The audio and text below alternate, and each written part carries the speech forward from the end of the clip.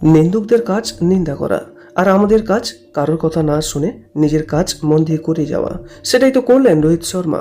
কিছু মানুষেরা যারা রোহিত শর্মাকে চাপ দিচ্ছিলেন অবসর নেওয়ার জন্য, তাদেরকে সাপোর্টে চটটা মারলেন রোহিত নিজেই। তবে সেটা হাতের বল প্রয়োগ করে নয়, ব্যাটের গর্জনে। লর্ডসের মাঠে যে খেলাটা রোহিত শর্মা খেললেন তাতে মুগ্ধ গোটা ক্রিকেট বিশ্ব। হয়তো মনে কষ্ট লেগেছে সমালোচকদের, কারণ এই ম্যাচেও রোহিত শর্মা রান না পেলে আরও একটু খোঁচা মারতে সুবিধা হতো তাদের। কিন্তু সিংহ কি আর স্বীকার করা ভুলে যায়, শুধু রোহিত শর্মাই নন, বিরাট কোহলি তিনিই বা কম কোথায়। এই রোকো জুটি যতক্ষণ মাঠে ছিল ততক্ষণই ভারতের জয়ের আশাটা জলজল করছিল। কিন্তু ওপেনিং করতে আসা একজন ব্যাটার আর কত রান করবেন? 110 বলে 138 রান করে ব্যাবিলনে ফিরলেন রোহিত শর্মা। তখনও ক্রিজে দাঁড়িয়ে চেস মাস্টার বিরাট কোহলি। তখনও ভারতের জেতার আশাটা প্রায় স্পষ্ট।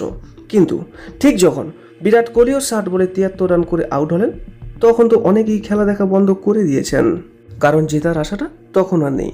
কি এমন করলো আপনার তরুণ ব্যাটাররা? রোহিত শর্মা আর বিরাট কোহলি আউট হবার পর অনেকেই তো তারপর ব্যাট করতে এসছেন, ঈশান কিষান কিংবা শ্রেয়স আইয়াররা। কেন ম্যাচটা তারা জেতাতে পারেনি?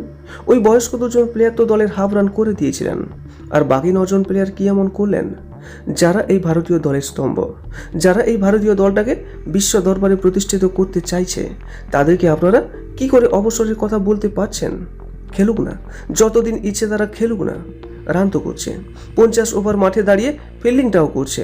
তাহলে আপনাদের অসুবিধে কোথায় বলুন তো? দুই উজ্জ্বল নক্ষত্রকে কেন হারিয়ে ফেলতে চাইছেন আপনারা? এই রোকো জুটিকে নিয়ে আমরা গর্ব অনুভব করি।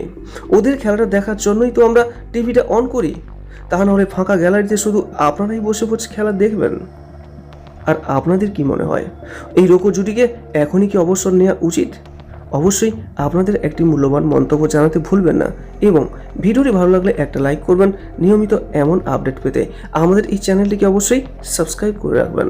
সর্বদা সুস্থ থাকবেন, ভালো থাকবেন। নমস্কার।